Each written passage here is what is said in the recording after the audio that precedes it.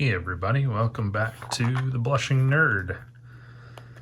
So I am going to participate in my first tag. So I see I've been watching TarotTube for a little while now. I'm pretty new to the community overall, but long enough to see all these great videos go up all the time with these tags, and they always seem like so much fun, and I always wanted to participate in some way, but I didn't have a channel. I just wasn't into content creation or anything, but obviously I've taken that dive now, so so I am giving it a try. And before I even get started, I just have to say that being part of this community has been pretty amazing. Just in the small amount that I participate, I've been able to join in some lives and some chats, and everybody's just been wonderful. But starting this channel, I didn't really expect much. I mean, it's I'm not. I just wanted to join in the fun, really, is what it came down to, because it seemed because and that's a nod to all of the creators that just make it feel lighthearted and enjoyable, and it's a testament to their ability to really draw folks in a nice positive way. So that being said, a shout out to Gerald at Tarot Stash. I had a little break at work today, and it happened to coincide with his live with Orshi, and so I hopped on real quick, and I thought I don't know if I'll be able to stick around, but I'm gonna hop on and see if at least I can join in the chat a little bit. And he was calling out people's channel names in addition to their name, and of course I'm in the middle of moving over from just my regular YouTube account to the actual Blushing Nerd account, Blushing Nerd Tarot. So I thought, well, if he wants a channel name, it's not going to do any good to have my old non-channel shouted out, so I'll put it in there. Well, sure enough, he called it out, and he had, and I apologize, I don't remember who the moderator was that put the link in the channel, but they put a link in the channel, and before you know it, I had 14 subs just like that. I mean, that was delightful. It was so exciting, and now I'm even more excited than I already was to get involved and join in all the fun. So here we are. Oh, by the way, you can see, if you haven't already, of course, if you found me, you definitely know about Gerald, but just in case, I do have the featured channels section filled out with I've started to fill it out, I should say. There are certainly a lot more channels I'd like to add, but you'll see Gerald's channel in that list, along with a bunch of other beloved channels that we all enjoy. So anyway, I'd like to basically go through my list of the Workhorse decks. I have to take a bit of a different spin on some of it, because many of you have been in tarot for years, and you have some beloved decks that have been around for a long time, that have been workhorses for you for an established period far beyond where I am right now. So some of these, they're workhorses either in theory or have been for a short amount of time, or some, there's some variation here, but I think that's okay. So to get started, number one is shadow work. Shadow work is something that is new to me, and not something I do a lot of, but my choice would be the beautiful Lux X Umbra Tarot from Mystiic. And I mean, just looking at this is it's just beautiful. I mean, everything about it, the quality is amazing.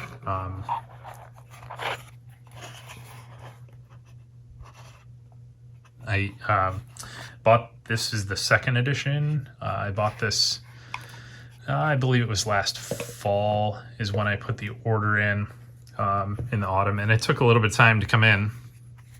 Here are the backs, just beautiful. Everything about it is that nice black finish. Just has such an incredible feel to it. Wonderful quality. So anyway, I purchased this back in the fall, and it took quite some time to come in. That was fine. I kind of knew that it was going to be a process there, but no big deal. But the reason this comes up for me as shadow work is partially because of that black, that this has the deep black, almost like emptiness isn't quite the right word, but that's sort of the space it creates and allows for shadow work. And the images to me are evocative of that side. As I pull up the chariot, and we see that beautiful creature there too. So artwork is just amazing. And again, it's not one I've had for a very long time. You can see it's still essentially in order. But I do that occasionally. I'll put decks back in order. Some people do that as sort of hitting the reset button on the deck. Sometimes I'll do that as just an exercise to refresh my familiarity with the deck. Even if I haven't worked with it in a while, then I find it kind of fun and meditative to just get the deck back out and put it in order. And almost every time I do that, I end up seeing things in the images that I hadn't noticed before. And it seems like no matter how long I've had the deck, that is something that happens. So number one for shadow work, Lux X Umbra by Mystiic. Number two, inner child work is, this is a pouch I made for it, inspired by the wonderful Kelly Bear and her beautiful pouches. Got me hooked on the craft and the idea of making some of my own pouches. So she deserves all the credit in inspiring this form and this idea. I mean, of course, she often does the landscape orientation and uses a ribbon closure. But despite whatever differences may be there, she's solely responsible for sending me down this rabbit hole. And I thank her for it. This is the, so for inner child work, everybody's going to recognize this deck, Oak, Ash, and Thorn. And talk about quality again. The paper on this is just beautiful. This deck, the reason this is inner child for me is, first of all, these images, they have that storybook feel, that sort of quality, but I spent most of my childhood running around in the woods. That's what I did. My brother and I would, at one point we lived across the street from a nice dense patch of woods. And when we didn't live right across the street from one, we would, get up early in the morning and ride our bikes to the nearest batch of woods, and that's what we did. We just played in the trees all day. So this, combining that nature aspect with these images, just amazing creatures, and the colors and the gestures and things that we get from these beautiful characters. Very, very much something that brings out that inner child for me, allows me to connect with that side of myself. So Oak, Ash, and Thorn by Three Trees Tarot. Just Absolutely amazing. And yes, I am planning on getting the mini for that, for sure. I may even get another copy of this as a backup, but certainly the mini, because if I want to work with this in nature, it would be great to have something that was just a little bit smaller. I love the size of this, and I wouldn't ask for anything else. But since they are going to produce the pocket size, then I shall get it. Absolutely. Next up is Pathworking. This is an interesting one. So in terms of Pathworking, so Simon brought this up almost as like an honorable mention thing for Pathworking. It is the location Spirit of Place by Deckstiny. And I don't have, and this is where we get into the idea of I'm relatively new to this, so I'm gonna have to have some things that I haven't worked with for years to discover whether or not they're a workhorse for me. Instead, what I have is a deck that seems so perfectly suited for Pathworking that, and by the way, Pathworking is new to me. It's not something I've done. It's something I am anxious to dive into, though.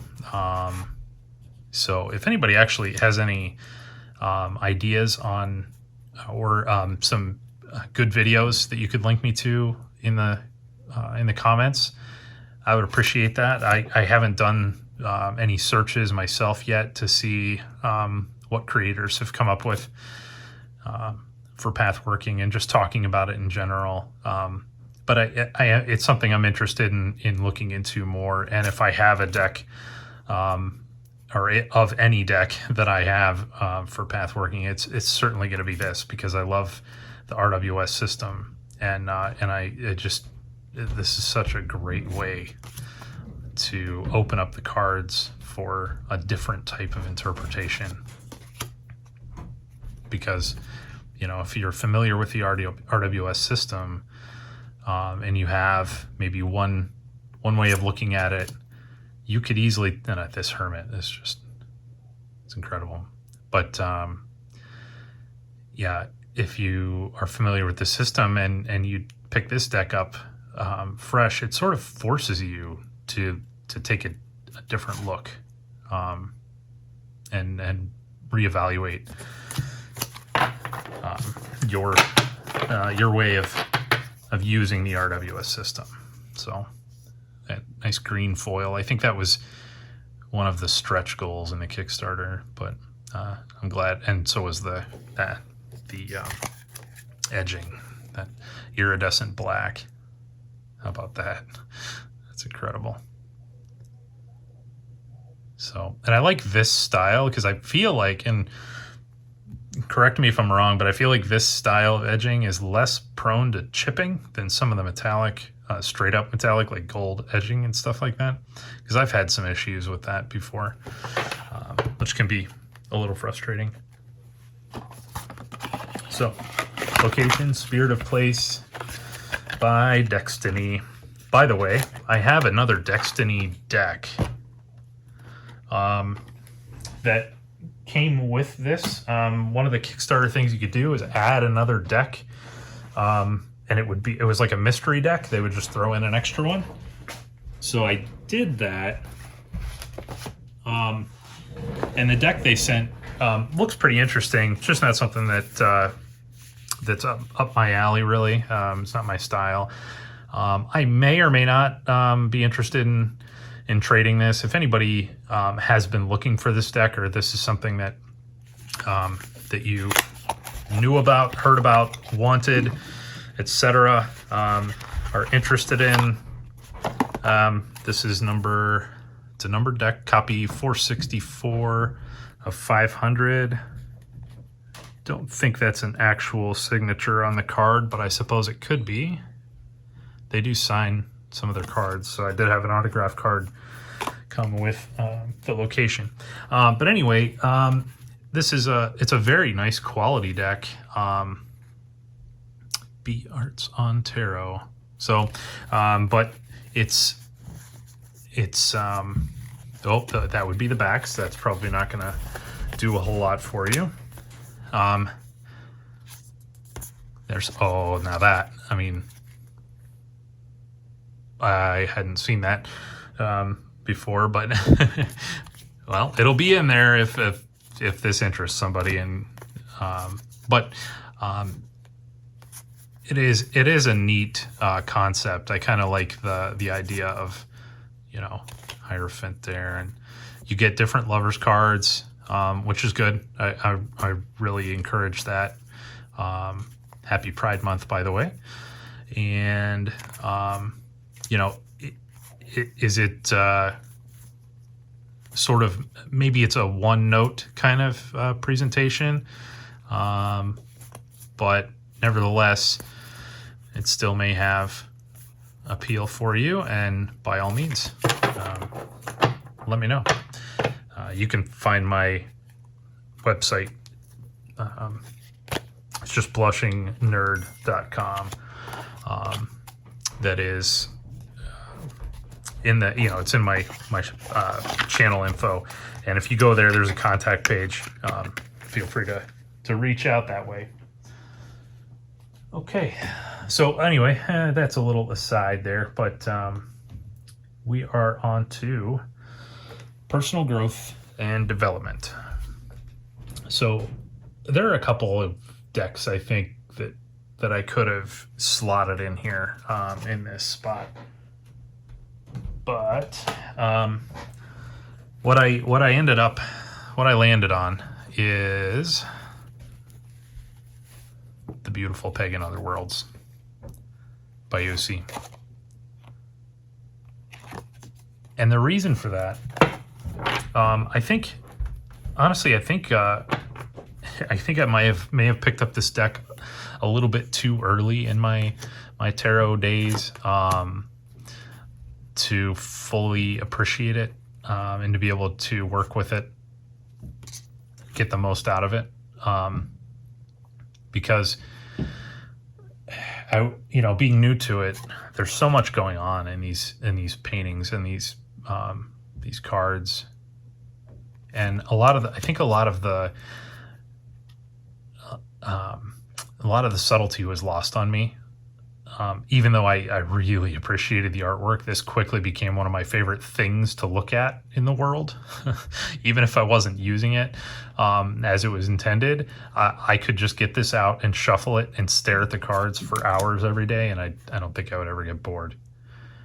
But that being said, for personal growth and development, I think there are some really good opportunities with this deck, because of the way it makes me feel, almost meditative, that it draws me into those scenes, and it has a dreamlike quality to it that I haven't really seen in other decks that keep my attention. So some decks have a dream quality, but it's fleeting. This has a dreamlike quality that just kind of makes me want to stick around. So in my mind, that feels like a perfect opportunity for personal growth and development with the tarot and from a deck. So that is one that most people are very familiar with. It's been around for quite a while. Uusi makes beautiful stuff, and I'm anxious to try that angle with it. So up next we have Ride or Die. This one is interesting for me too, simply from the standpoint of how much time have you been in tarot. And I struggled with this one the most because I feel like if I have to pick one, that's almost like a cruel thing. I mean, I would I think because I would want it would want the two systems that I use most. I would want a representation from each. I would want the Rider-Waite Smith, and I would want a Tarot de Marseille. But right now, if I just had to do a gut reaction, that's kind of how I decided I would approach this, is surprisingly, maybe, I don't know, is the Jean Dodal from Artisan Tarot. I have not had this deck very long, honestly, but I find myself every time I'm ready to sit down with the cards, whether it's for somebody else or for myself, this is the first deck I'm reaching for. And if I'm heading out on a Saturday morning, I tend to get up kind of early, go out before my family's even up, and go get some coffee for the week. We get beans from a local roaster that's just amazing. And it's kind of my routine to go out and do that. And then sometimes I'll, I always take the cards with me, and sometimes I'll sit somewhere and pull some cards or something. And anyway, if I'm leaving the house, there's a good chance this is in my hand. So if I had to say, if you need a qualifier for a ride or die, that seems like that's pretty much it. And you'll see, actually, I haven't shuffled it since my video that I made last night on that new spread. So I'll link that as well. But just, they did such a great job with this deck. It's a restoration. Obviously, Jean Dodal, this deck is from, I believe this one was from the 18th century, whereas they're,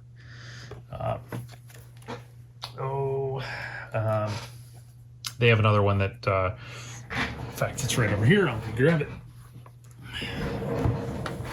The Jean Noblet, the Noblet. The Noblet Tarot is from 1650. And this is a great deck too. I mean, absolutely.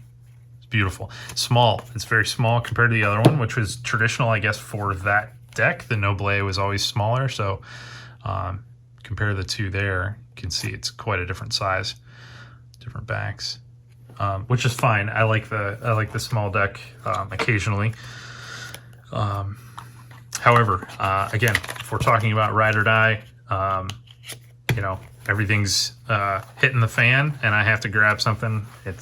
Right now, it's probably going to be the Jean Dodal. It's just beautiful, and it reads great, and I'm really enjoying the Marseille system. But all the time, I'm going to be hoping that I remembered to just have an RWS in my glove box or something, because I kind of want to have the best of both worlds. So anyway, I will call it there, though. I will say that is my ride or die. So next up, we have the Hello There. And for me, they're almost all Hello There, depending on your scale of time. For those of you that have been in tarot for forever, all of my decks would be considered brand new. But for me, a Hello There, new one that I picked up on eBay. I got a sealed copy, which I was thrilled about, is La Corte de Tarocchi. Just amazing. From Anna Maria D'Onofrio, I believe. And Il Meneghello. This is copy 1581 out of 2000, and I believe this is the third edition. So, but wow, talk about beautiful craftsmanship. Amazing paper. I just can't get enough of that. That's the soundtrack of my house a lot of times is just paper on paper as I shuffle, because I just can't get enough. I don't know what ASMR is all about. It's not something I've been into, but I understand it's something about this sort of thing, and anyway, if there is an ASMR for shuffling and good card stock, this one's going to be pretty high up on that list. about that. Love the little birds you get throughout this deck. It's just beautiful. This is also one that that can offer some good study opportunity too. There's some neat symbolism in there. The backs look like the box. Just the moon and the owl. And I don't read reversals, so so having backs like this that are one direction, not a big deal for me. It's not a problem. So hello there, the Corte de Tarocchi. So hello again, for me, is a deck that I've had for a little while, but it's hello again in the sense that this is one that is commonly it's a retro style deck. It is a retro deck, I guess you could say. But I think I watched Chris from Elemental Cartomancy do one of his videos featured this, and I thought, yeah, that kind of resonates. I like the aesthetic, and it's the Morgan Greer. So I got the Pocket Tin edition,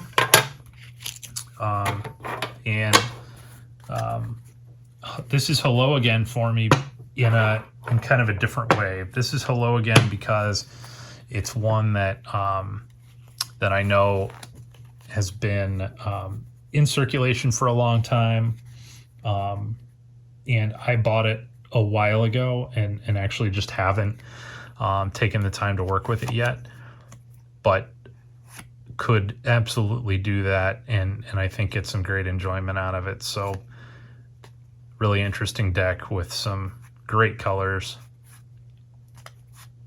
Everybody talks about the fact that, you know, this deck, all the characters are featured in this zoomed in depiction instead of, you know, standing back and seeing the knight on the horse and the scene around. So that does change things quite a bit, and it makes it does it pull you into the scene and make it more personal, maybe? I mean, I guess that's one way of looking at it. It could feel like it's more personal, but at the same time, do we end up missing possibly some feature about the space around the people, like we get in the RWS system? I suppose you could look at it either way, but I will. Well, that's one actually. Where'd that go? That might be an example we could talk about. And I mean, leave your thoughts in the comments. Let me know what you think about how that plays out for you if you use the Morgan Greer at all. Well, what I was going to pull up here is the Nine of Cups. Actually, I saw it flash by, but there we go. So something for the Nine of Cups that is interesting here, for me anyway. We do get the background. We get that tent sort of feel, that the wall, the tapestry, those cups sitting on top of it. So we kind of get the sense that this is a person that's in that place and you know, surrounded behind with that curtain. What we're missing though from like a typical RWS is the crossed arms.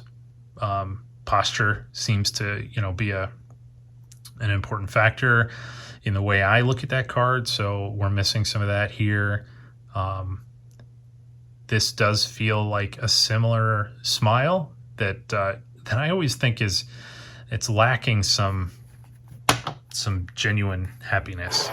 There's something more going on there, it feels like, for me. So anyway, just some thoughts on that. The Morgan Greer. It's my hello again.